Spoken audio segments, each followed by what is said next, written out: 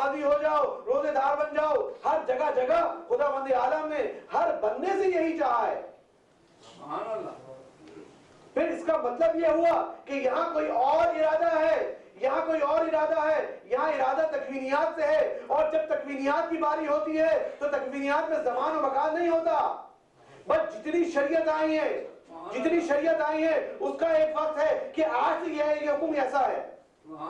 جتنی شریعت آئی، قرآن میں بھی اگر 23 سال لگے مختلف شریعتیں آنے میں تو شریعت ایک کے بعد ایک آتی رہی، حکم ایک کے بعد ایک دن آتا رہا، نماز کا حکم آیا، روزے کا حکم آیا، حجاب کا حکم آیا، فلاں فلاں چیزوں کا حکم آتے رہے، سب یکی بات دیگری آتے رہے۔ اس کا یہ مطلب ہوا کہ یہ حکم اس سے پہلے نہیں تھا، آج سے ہے۔ لیکن جب خدا کا ارادہ تکوینی ہوگا تو اس کا مطلب یہ ہوتا ہے کہ یہ جب سے ہیں پاک ہیں،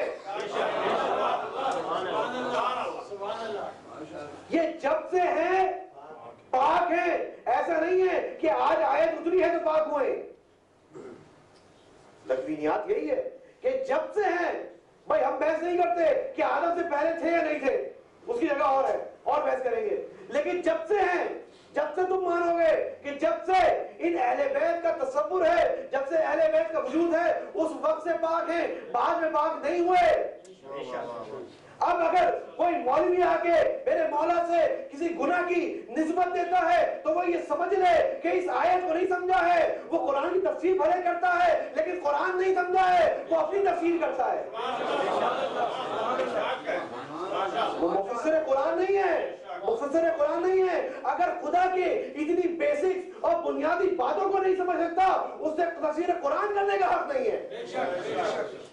اگر وہ یہ آگے کہے کہ یہ آیت عتیق کے پہلے سے اترنے کے پہلے کا واقعہ ہے، آج تو اس کو سمجھ لے اس بات کو کہ اگر یہ شریعت ہوتی تو ہم تیری بات مان لیتے، اگر یہ حکم تشریعی ہوتا، ارادہ تشریعی ہوتا تو تیری بات مان لیتے، لیکن یہ بات تیری سمجھ میں نہیں آتی کیونکہ یہاں پہ خدا کا ارادہ تکوینی ہے۔ اور فقط یہی آیت نہیں، جس جگہ بھی اٹھا کے دیکھو یہی ملتا ہے کہ جو پاک ہے وہ شروع سے پاک ہے۔ ایسا نہیں ہے کہ حتیٰ کوئی پہلے نبی بھی آیا ہو تو وہ زمانے کے ساتھ جا کے نبی بنا ہو، نہیں، جو نبی دنیا میں آیا وہ پیدائشی طور پر نبی تھا۔ اگر کوئی ولی بنا وہ پیدائشی ولی بنا۔ ایسا نہیں ہوتا کہ جناب بہت آپ کا کردار بہت اچھا ہے، یہ انجمن کے انتخابات کی طرف جو آدمی ذرا زیادہ ایکٹیو ہوا آپ نے فوراً لے کے اس کو انتظامیہ کا عہدیدار بنا دیا، کوئی ڈھیلا پڑا اس کو نکالا دوسرے کو بنا دیا، یہ سلسلے چلتے رہتے دنیا جہاں میں۔ یہ کوئی ایسا سلسلہ نہیں ہے امامت، یہ نبوت کوئی ایسی چیز نہیں ہے کہ آج آپ نے ٹرسٹ میں رکھا کل ٹرسٹ سے نکل گیا، کوئی آدمی یہاں آیا پھر چلا گیا، نہیں، جب سے وہ دنیا میں آئے گا وہ اس چیز کا حصہ رہے گا۔ اگر اس درجے میں فائز ہے تو وہ نبی بھی بن سکتا ہے، ولی بھی بن سکتا ہے۔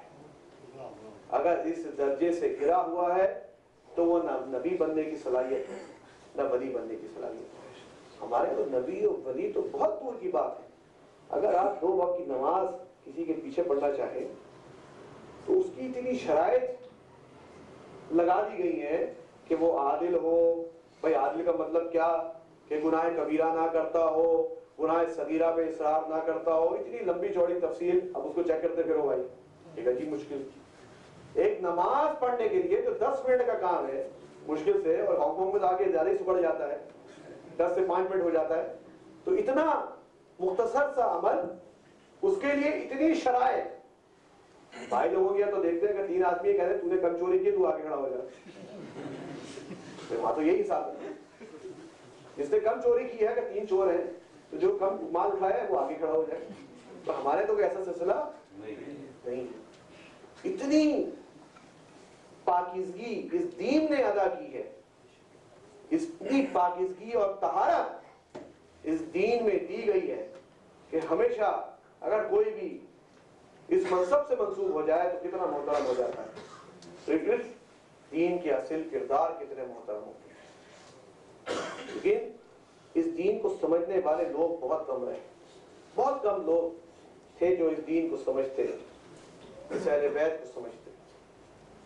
اس اہل بیت کا ایک ایک کردار چاہے وہ شروع میں رہا، بعد میں رہا، کربلا سے پہلے رہا، کربلا کے بعد رہا، وہ کردار تھا کہ اگر سادہ تعریفوں میں سے دیا جائے تو کوئی کسی معصوم کے درجے سے کم نہیں. فقط فرق یہ تھا کہ علی اصغر پہ وحی نازل نہیں ہوئی، فرق یہ تھا کہ عباس پہ وحی نازل نہیں ہوئی، ورنہ وہ بھی آج معصوم ہے. فرق یہ تھا کہ علی اکبر کو موقع نہیں ملا، شاید ان پہ بھی وحی نازل ہو جائے، ان پہ بھی کوئی. لیکن یہ مراتب ایک سلسلہ خدا کی طرف سے بنایا ہوا ہے. یہ گناہ نہ کرنا یہ تو اہل بیت کے بچوں کے کام. ایک بچے کے لیے اس بات کا تصور نہیں ہے کہ وہ کبھی گناہ اس کے دل میں آیا. اور اہل بیت کے گھر میں جب بچے آتے ہیں یہ وہی سلسلہ ہے کہ جو آج ہماری ماؤں نے سیکھا ہے. آج بھی جہاں جہاں عزاداری ہوتی ہے، ماؤں کی گود میں چھوٹے چھوٹے بچے ہوتے ہیں تو مائیں اپنی آنسوؤں سے ان بچوں کو سکھاتی ہیں کہ اے بیٹا تجھے عزاداری میں لانے کا مقصد یہ ہے کہ تو نے کربلا کے بچوں کو یاد رکھنا ہے. آج میں تجھے دودھ کے ساتھ اپنے آنسو پلا رہی ہوں، تجھے اس بات کو نہیں بھولنا کہ کربلا میں تجھ جیسے نہ جانے کتنے بچے تھے جو بھوکے اور پیاسے دنیا سے چلے گئے، تو جن کو اتنا پانی نصیب نہیں ہو سکا کہ وہ اپنی زبانوں کو تر کر سکتے. ان کربلا کے کرداروں کو یاد دلاتی ہیں. ہماری تربیت تو اسی وقت سے ہوتی ہے کہ جب ہماری مائیں ہمیں مجالس میں لے کے جاتی ہیں. اور یہ وہی تربیت کا سلسلہ ہے کہ جو اس زمانے میں ہم نے دیکھا کہ جب زینب کے گھر میں بچے ہونے لگے تو ایک بچے جب اون کے نام سے پیدا ہوا تو جا کے اپنے شوہر سے کہا اے میرے شوہر میں تجھ سے کچھ نہیں مانگتی، یہ بچہ تو مجھے دے دے، مجھے اپنے بھائی کے ساتھ جانا ہوگا، میرے پاس غریب زینب کے پاس کچھ نہیں ہوگا اپنے بھائی کو دینے کے لیے. زینب کے پاس کچھ نہیں ہوگا، میں یہ دو چھوٹے چھوٹے بچے تیرے لاتی ہوں اپنے بھائی پہ فدا کرنے کے لیے کہ میں یہ کہہ سکوں کہ اے حسین تیری بہن زینب بہت غریب ہے، تیری کوئی مدد نہ کر سکی لیکن اپنے بچے اپنے ساتھ لائی ہے تاکہ تے اپنے ماموں پہ قربان ہو سکے. یہ زینب نے اپنے بچوں کی اس بچپنے سے تربیت کی کہ بچوں تمہیں تیار ہونا ہے اس دن کے لیے کہ جب تیرا ماموں تنہا رہ جائے گا، تیرا ایمان تنہا ہوگا، میرا بھائی کربلا کے میدان میں حل من جاسے ینصرنا کی آواز لگائے گا، کوئی اس کی مدد نہیں کرے گا تو میں تجھے قربان کروں گی. زینب نے بہت مصائب دیکھے، بہت مصائب دیکھے. کربلا کے دن کسی ماں سے پوچھو کہ اپنے بچے کو کیسے تیار کیا ہوگا. اے بچہ آیا کہ دیکھا ہوگا کسی نگاہ سے زینب نے اپنے بچوں کو دیکھا. مائیں تو جی بھر کے بچوں کو نہیں دیکھتی کہ کہیں میرے بچے کو نظر نہ لگ جائے. زینب نے کس دل سے بچوں کو تیار کیا، بھائی کی خدمت میں لے کر آئی. اے بھائیا تیری بہن غریب اس میدان کربلا میں کچھ نہیں دے سکتی، یہ دو بچوں کو نذرانہ لے لے. یہ بچے آئے میدان میں گئے، جنگ ہوئی، شہید ہو گئے. زینب کے مصائب ابھی یہاں ختم نہیں ہوتے، زینب کے مصائب یہاں ختم نہیں ہوتے.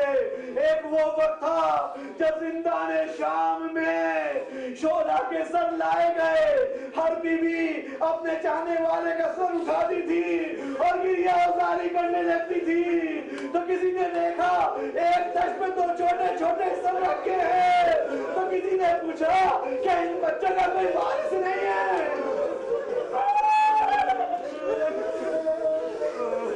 ان بچوں کا کوئی وارث نہیں ہے تو کس طرح کا چوری چلی ہوگی زینب کے جگر پہ. زینب نے پلٹ کے کہا ارے ان کی وارث ان کی ماں زندہ ہے، میں کیا کروں، اپنے بچوں کا ماتم کروں یا اپنے بھائی کو لوں. زینب کے مصائب ابھی یہاں بھی ختم نہیں ہوتے، یہاں بھی ختم نہیں ہوتے. زینب کو کہیں نہیں ملتا تاریخ میں کہ ان محبت پہ روئی ہو. ہاں ایک موقع ایسا آیا، ایک موقع ایسا آیا جب زینب اپنے گھر بیٹی گھر کے صحن میں آتی ہے، چاروں طرف دیکھتی ہے کہ اب کوئی ساتھ میں نہیں ہے، اور محبت کی یاد آتی ہے، یہ تو وہی صحن ہے جہاں میرے بچے بڑے ہوئے ہیں، یہ تو وہی جگہ ہے جہاں میرے ابا کھیلا کرتے تھے، وہاں پھر